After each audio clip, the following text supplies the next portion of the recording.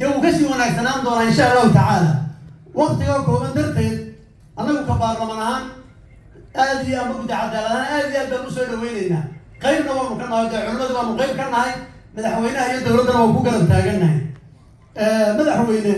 مسؤولية علماء نوها يان واحد كوبي كرام فن الرجال كرامة سنجوب الرجال كرامة إلهي سبحانه وتعالى هو كي يوقع حاجة غير سيد يقدر ده قفنا هذه المسؤولية دول بيجوا حنا هذا كفت كدارو markii la doortay uu noo yeeray talahan aan ugu tagnay aanu si gaar ah walaalo waxaan ku madaxweyne qofka dooranayso iyo shaqada u dhigaysa hayslahaada ma ku hayslahaada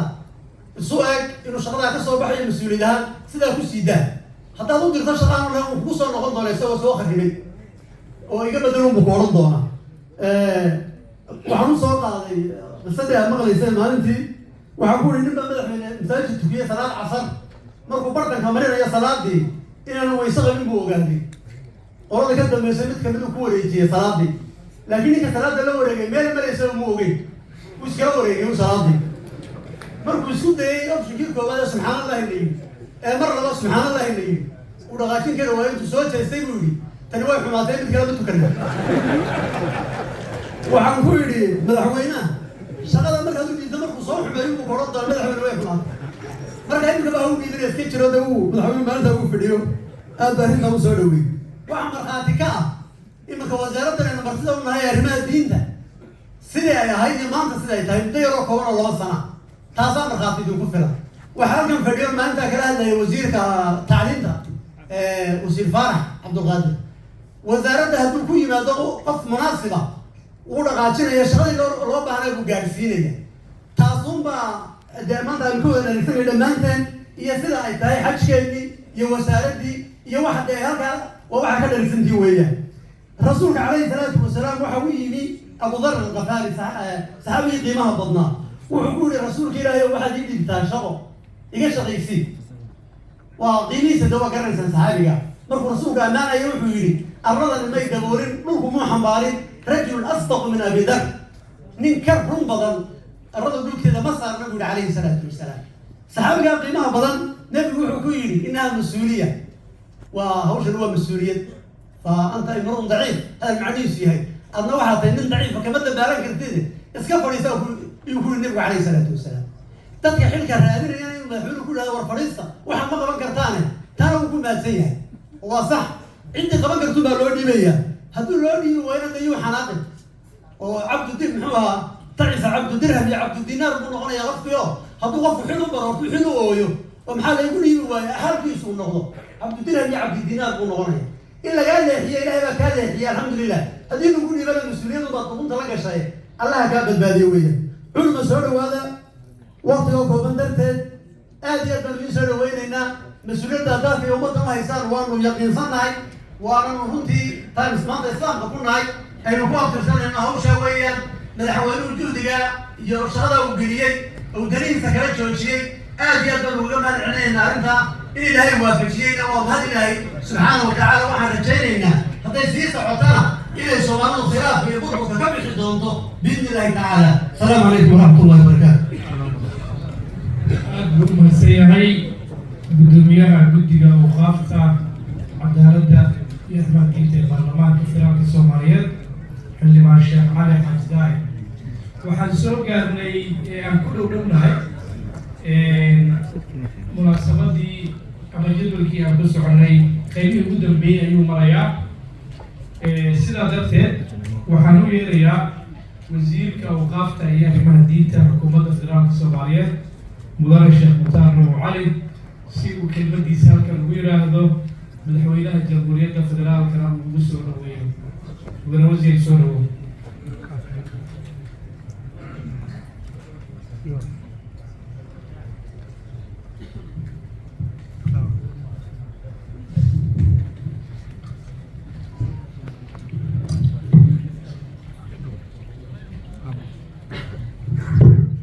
بسم الله والحمد لله والصلاة والسلام على رسول الله صلى الله عليه وسلم وبعد السلام عليكم ورحمة الله تعالى وبركاته. مدحوينها جوكا رئيسيدة برلمان كالرئيس الأعظم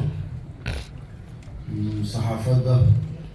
علماء الدين الصوماليات هي أمنية انت جوجتوا مركلا. السلام عليكم ورحمة الله تعالى وبركاته. أنا وركي ما بدنا وركو ما بدنا طولكي وبدوي هاي هذا الكبد حوينا هنسينا يا إلهي بانو ما هذينا أولا ثم وحنا ما هذا جدي قريبتها قريب بدنا وكم بدنا جوجتي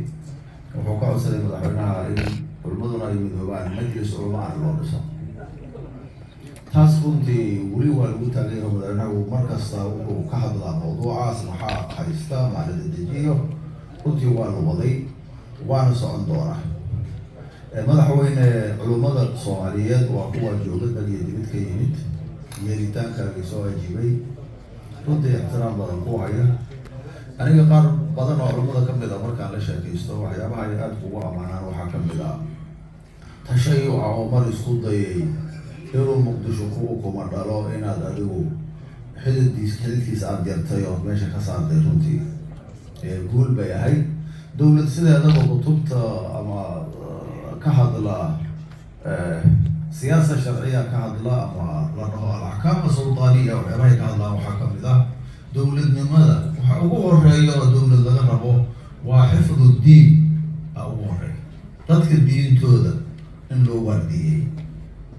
madaxweyne waxa lagu waaridiyin karo diintana waa culummada. culummadii haddaad hayso sidaas aad isula socotaan insha allahu tacaala guul iyo wanaag ayaa la gaari doonaa. runtii taas mar walba waa kaga mahad celinaynaa. ilaahay miisaan xasanaadka aan ku daro in shirkii labaad sanadkaa la qabanayo iyadoo hay-ado iyo ummado kale iyo asxaab iyo cid kale aan shilin laga doonin oo madaxweynaha uu yidhaahdo annagaa bixinayna saas lagu qabsado runtii waa guul. intaa ka badanna waa la gaari doonaa. culummada aad baan ugu mahad celinayaa guddiga ka shaqeeyey qabanqaabada shirka culummadeenna uu guddoomiye u yahay sheekh sugow almacruuf bisuufiyare. runtii aad baan ugu mahad celinayaa juhdiga isaga iyo culummadii guddigiisa runtii oo guddoomiyaha u yahay aad baan ugu mahad celinayaa. culimada Soomaaliyeed waxaan leeyahay safar dheer baa soo gashay qaarkiina waxaa laga yaabaa maanta maadaama shirku uu furmayay oo ammaankana la hubinayo wax bilow ah waxoogaa waa dhib badan yihiin wax yaryarida inaad kusoo daadaadeen oo idinka raaligelinaynaa. shirkiinan insha allahu tacaala guul inuu ku dhamaado ayaan rajaynaya. runtii waxyaabaha qabsoomay muddadaas yar madaxweynaha aan ku ammaanayna waxaa ka mid ah madaxweynaha inuu ihtimaam siiyey culummada oo shirkii labaad la fadhiyo. qur'aanka inuu ihtimaam siiyey oo laba sano la qabtay tartankii qur'aanka oo madaxweynaha jaalisooyin fiican ardayda uu siiyey. ramadaankii dhowaa hadda markay dhamaysteen tartanka inta ardayda madaxweynaha cashur uu sameeyey madaxtooyada culummada qaarkood waa joognay. waxyaabahay lahaayeen waxaa ka mid ah ma dhicin hadda ka hor ilmo yaryar oo xufaada in sidan loo ikraabo madaxtooye lagu ikraabo ma dhicin. runtii waxa oo madaxweynaha miisaankiisa ilaahay ugu dareen waxaa ka mid ah machadka sharciga ee furmay madaxweynaha runtii sababkiisa machadkaas isbaahisiga 74 baa la dhisay. walaalaheena sacuudiga noo dhisay. boqor faysal raxmatullaahi calayhi ayaa dhisay xilligiisa iyo nafaqadiisa. 74 anigu 5 jir baan ahaaye ilaa waqtigaasuu dhisnaa machadka lagama faa'iidaysan. maanta waxaa guula madaxweynaha bacdallahi sababkiisa inuu furan yahay oo arday master ah oo dowladdu waxbarashada ka bixinayso shilin la weydiinaynin 204 arday ah ay noo dhiganayaan semesterkii horena ay dhamaysteen tan kalena hadda ay kusii socdaan iyaduna waa guul. runtii waxaan dhihi karnaa madaxweynaha looga horreeyay iyadoo weliba loo sameeyey maktabad weyn oo buxuusta iyo ay ka samaystaan oo kutubta maraajic fiican ay u taalo runtii loo sameeyey. alxamdulilaahi waxyaabaha runtii madaxweynaha looga horreeyay waxaa ka mid ah ducaad in la qoray oo ducaadii ciidankii culummadii ay isdhex galeen oo tawciya ciidanka ay u wareegayaan oo ciidankiina culummadeena caawa ay dhahaan oo la isdhex galo iyaduna waa guul kale oo runtii aan dhihi karo ma jirin wasaaradda waqtiga ka hor. waxaa ka mid ah runtii in wasaaradda in la dhiso madaxweynuhu amray oo maanta dhismaheedii uu gebagebo ku dhow yahay uu dhismayo iyadoo 6 dabaq ah oo aada u qurxoon. ومركي ugu horeyso wasaaraddu ay xarun yeelato ilaahay sabab uga dhigay runtii madaxweynaha jazakallahu khayr waxaa ka mid ah waxyaabaha runtii waa hagaageen la dhihi karo muddada uu joogo madaxweynaha xajka uu nagu amray in la hagaajiyo madaxweynaha manasadan hadda aan joogo isagoo saaran ayaa wuxuu yidhi mukhtaar waxaa looga fadhiyaa xaj qiimo jaban oo adeegiisana kor loo soo qaado buu igu yidhi madaxweyne xasuustaa soo maa runtii boqolkiiba boqol baan geynay madaxweyne ku dhihi maayo laakiin waxaa naloo qirayaa bixamdillaahi tacaala dowla sacuudiya walaalaheena oon xajka ka wada shaqeyno wasaaratul xaj ay noo qireen inaan runtii meel fiican aan soo gaarnay oo sanadkan aan ka mid noqonay dowladaha faraha badan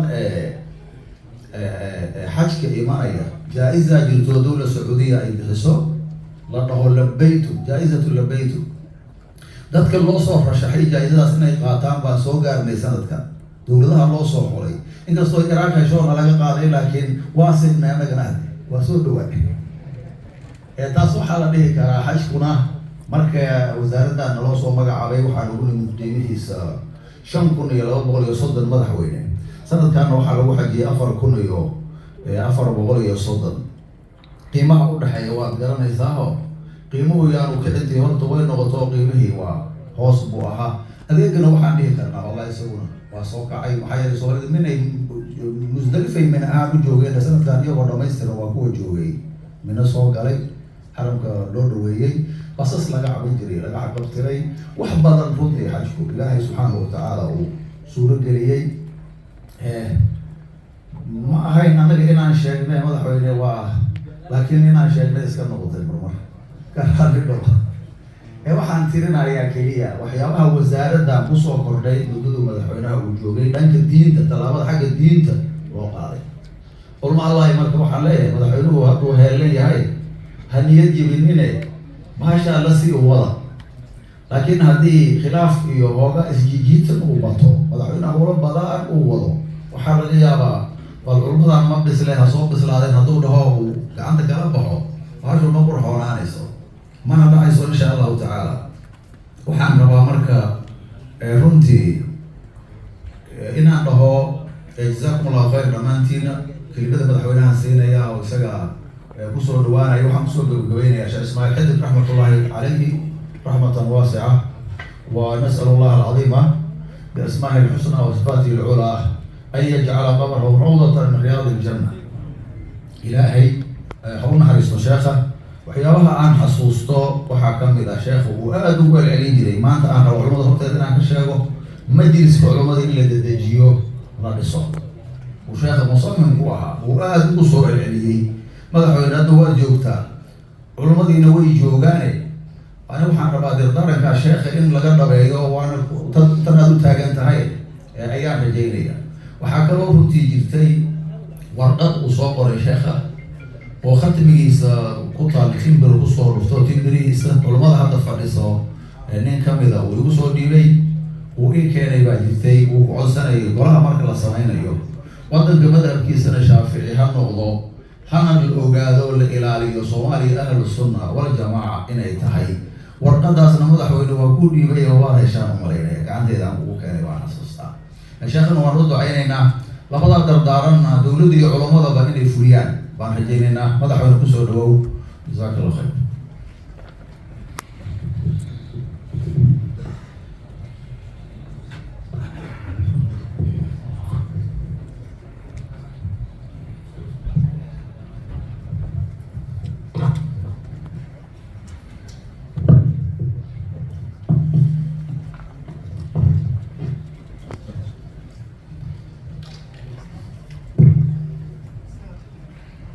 بسم الله الحمد لله والصلاة والسلام على رسول الله السلام عليكم ورحمة الله وبركاته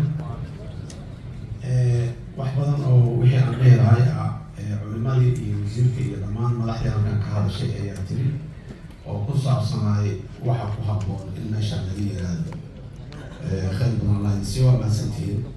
meeshii wasiirku kusoo gabagabayaan ka bilaabaya tacsida sheekh cusmaan samir iimaan allah naga wada siiyo isagana jannadii firdowsi allah ka waraabiyo معناه ummadda Soomaaliyeed uu fadhiyay iyo diinta islaamka filinteeda iyo hagaajinteeda waa laga wada marqaati kacay ilaahay ajr xasanada aan soo kordhin qabla salaatu xasuusiyo sheekha iyo xaasidiisa intaa kadib mar kale sida looga wada mahad celiya ayaa ana ku biirinaya codkayga culimada Soomaaliyeed meel kasta dalka iyo dibadiisa isaga timiday u timiday in ay ummadan Soomaaliyeed iyo diinta Islaamka ay u hagaajiyaan u toosiyaan oo meelihii ay gaabis ka jiro ay hagaajiyo. waxaan rabaa culimada inaan halkan aan idinka xasuusiyo dhawaan waxaa la sameeyey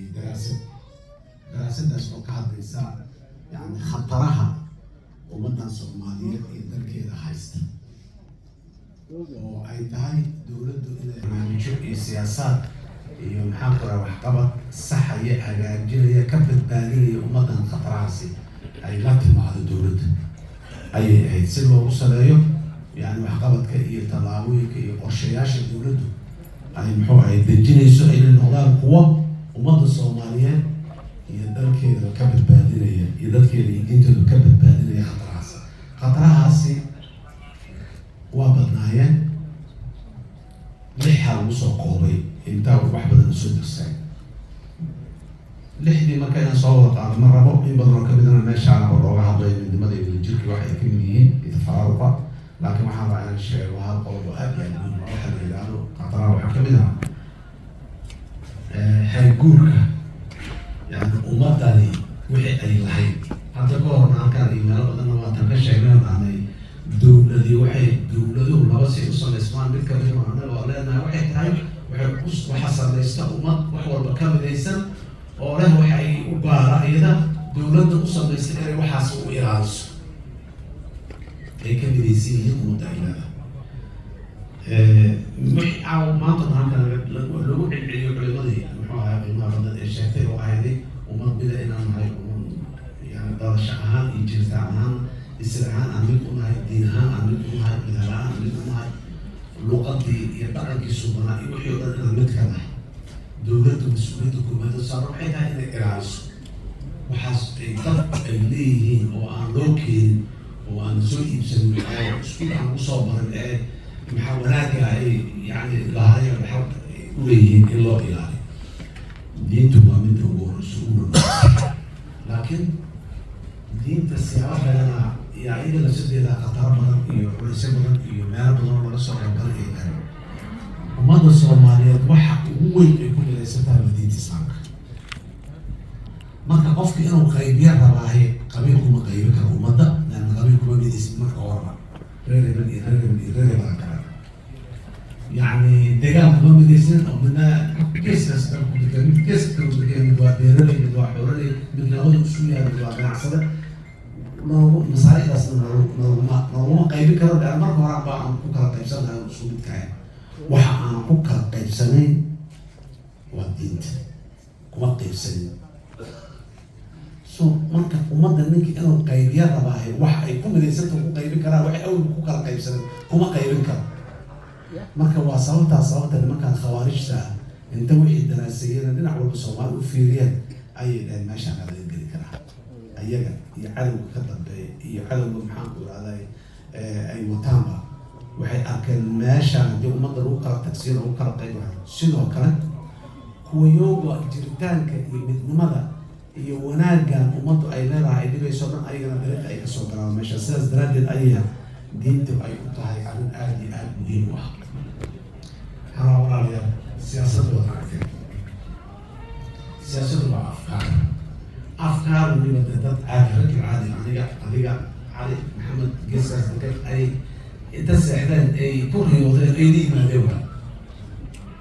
mid ma ahaa karta marka oo dhulka ra'yi duwana waa wax xisbiyada loo sameeyo asaas waxaan ogol yahay in dhulka ra'yi duwanado waa laga cararaaro siyaasadda diyaarada iyo noqoto xoogaa waxaa la yidhaha amniga dhibaata keentaayo waa laga dheeraa laakiin diinta siyaasadda marka waxaa rabaa waxyaabaha oo siyaasadda saas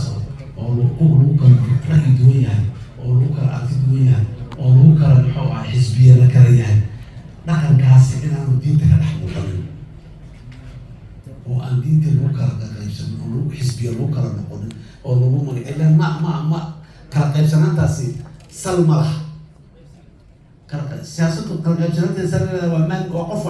wax qof sameeyey oo qof ku fikiray oo qof ku riyoodo la soo kacay waayo masaalixdiisa iyo masaalix degaan iyo masaalix mid hadda ugu weynaa masaalix umadeed u arkay waayo laakiin diinta intaa maaha marka cabsiyaa ku geli markaad aragto waxyaabihii iyo qaabaalkii iyo lagu kala qaybsanay ee fikirka siyaasiga ah iyo hadalladiisii iyo luqadii markaad diinta ku dhex aragto oo culimada ku dhex aragto oo maxaan ku ihahday xoogaa cabsiyaa ku geli waxaas leedahay warheerda see wax leeyihiin culimada Soomaaliyeed qolkan yarka kuma soo dhamaan karto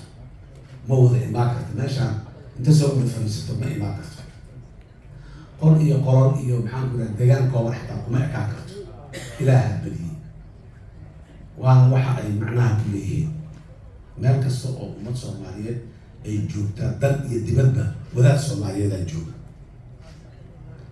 dibadda haddaan tagnay waantaan waan joognaa culimadii waan joogtaa dadka ummadii warshadaysaa wataa masaajidda dhisayso meel weliga masaajidda laga dhisay wataa aadaankii iyo maxaan ku ihahday oogeysa iyada meel weligeed muxuu ahay dunidaba ay soo jirtay aan maxaan ku ihahda aadaan laga maqlo laga oogin waa Soomaalinimada iyo culimada iyo dib waa soo socdaan kalama haraan sidaas daraaddeed culimadii aan maqan hadduu hadda maanta ku doodo waa run culimadu waa maqan tahay laan ilaahaba ka weynay wal xalqoo kusoo koobi kara oo hal meel isugu imaan kara siyaasadda marka dhaqanka meeshaas maxay iyo iskala lahayd siyaasadda waa ogtahay intaan soo marnay looma dhama wax la yidhaahan qabnaa waxaan looma dhama consensus ma laha muxuu ahay magaciisi ma laha waxaasi waa